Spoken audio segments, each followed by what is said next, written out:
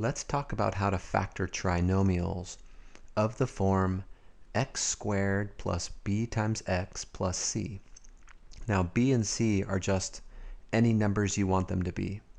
So for example, factor x squared plus 7x plus 12. Now, what I'm doing here is off to the right. I gave an example of multiplying two binomials together. So I thought what we'd do is we'd multiply these together, and then we'd see if that doesn't give us some inspiration as to how to factor this trinomial over here. Okay, so multiply. What would we do? Well, x times x is x squared, and then x times 4 is plus 4x, and then we go on to the 5, right? So positive 5 times x is 5x, and then positive 5 times positive 4 is 20, so plus 20. And then you add together the 4x and the 5x, and you get x squared plus 9x plus 20. Okay, so what I thought we'd do is we'd take a look at this and make some observations. First of all, I noticed that 20, if I compare this final line to what I started with, 20 is what you get when you multiply 5 and 4 together. So 20 is 5 times 4. Okay? On the other hand, 9, well, 9 is 5 plus 4. Okay? And that's kind of interesting, right? That the last term is what you get when you multiply the two together, and the middle term, the coefficient, is what you get when you add the two numbers together. Okay? So let's take that same logic over here. Now, the way we're going to handle it, or what we're going to do, is we're first going to consider the positive 12. Okay? Just like in the previous example over here, it's the 20 at the end that you want to focus on first. And 20 is, I could write it as 2 times 10 or 5 times 4. So the 12, I'm not really sure about anything yet, but I know that 12, I know I can write it as, 1 times 12. Okay, that's true, right? And same with 2 times 6, and also 3 times 4. Now, when I think about these combinations, right, remember, that's only one condition, right? Two numbers that multiply to give the end. So lots of different combinations multiply to give 12, but you're looking for a combination where they also add together to be the middle coefficient, right? And 5 and 4 were special over here because they multiplied to be 20, but those two same numbers added together to give 9. So likewise, let me try this. Well, 1 plus 12 is 13, not 7. 2 plus 6 is 8, not 7. 3 plus 4 is 7, right? So not only do 3 and 4 multiply to be 12, they also add to be 7. And that's why this factors as x plus 3 times x plus 4. Okay, and that would be our answer. So what you're doing is you're looking, when you're factoring trinomials of this form, you're looking for numbers that multiply together to be the last number here, that is the constant, and that's the first constraint, okay? And then you want those same two numbers to add together to be the middle. And if you found the winning combination, then you simply write x plus the first number, or x minus, whatever, if that's what it happens to be, and then x plus or minus the second number, okay? So that's how it goes when you're factoring these types of trinomials. Let's try another example.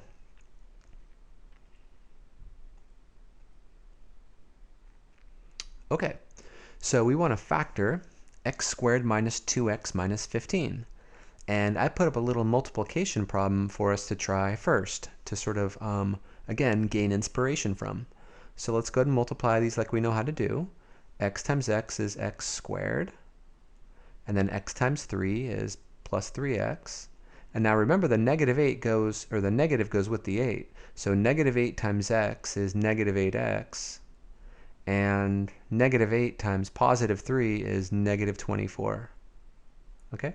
And just like before, you want to add together the middle because these are like terms.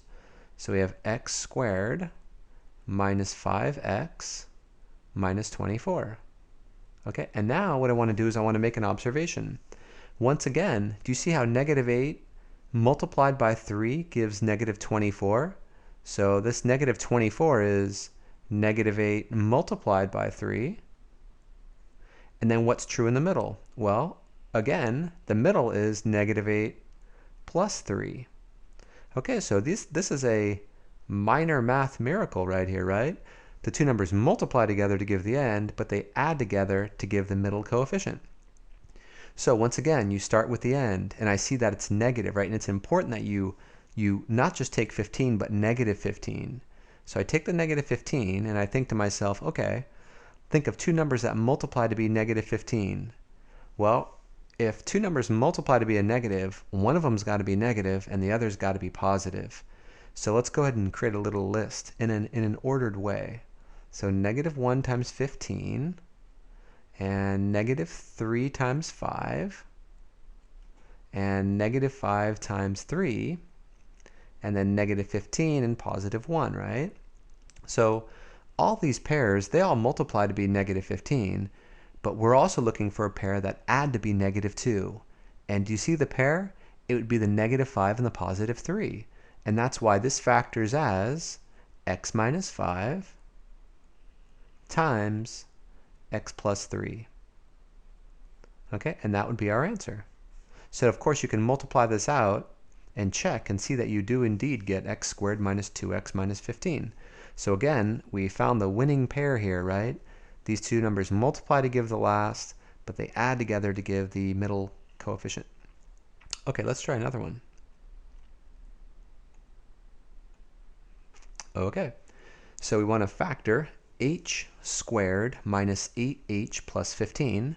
And once again, I have a little multiplication problem for us. So let's go ahead and multiply and see what we've got. H times h is h squared. And h times negative 2 is negative 2h. And negative 7 times h is negative 7h. And now negative 7 times negative 2 is positive 14. That's interesting. A negative times a negative gave a positive. And then finally, h squared minus 9h plus 14.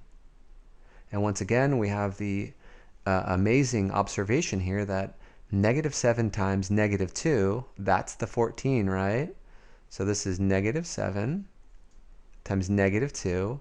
But on the other hand, the negative 9 is negative 7 plus negative 2. Okay, so the numbers multiply together to give positive 14, but they add together to give negative 9. Okay, so the same deal. Take the positive 15 and think of numbers that multiply to be positive 15. Now, do you see how the numbers, not only do they have to multiply to be positive 15, but they have to add together to be negative 8? That tells you the numbers have to both be negative, right? Because, you know, when you multiply two numbers to get a positive, there are two options. You can have two positives or two negatives, but you also know they have to add together to be a negative. So they have to be two negatives. So negative 1 and negative 15, that's one option, right? And also, let's see, negative 3 and negative 5. Now, we don't have to go any further because we can see that this is the winning combination, the negative 3 and the negative 5, because they also add together to be negative 8.